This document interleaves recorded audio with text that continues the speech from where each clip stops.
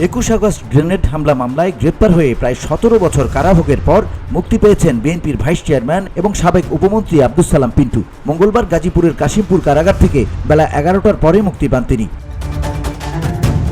কাশিমপুর কেন্দ্রীয় কারাগারের senior jail super Al Mamun বিষয়টি নিশ্চিত করে জানান, মঙ্গলবার বেলা 11টা 4 মিনিটে তিনি কারাগার থেকে বের হন।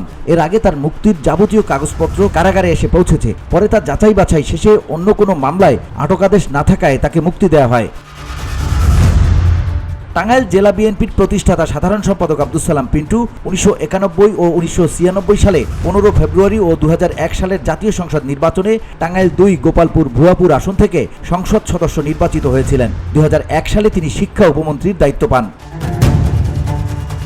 2008 সালের জানুয়ারিতে 21 আগস্ট গ্রেনেড হামলা মামলায় গ্রেপ্তার হন তিনি। তখন থেকেই তিনি কারাগারে আছেন। 21 আগস্ট গ্রেনেড হামলা মামলায় পিন্টু ফাঁসির দণ্ডপ্রাপ্ত আসামি ছিলেন।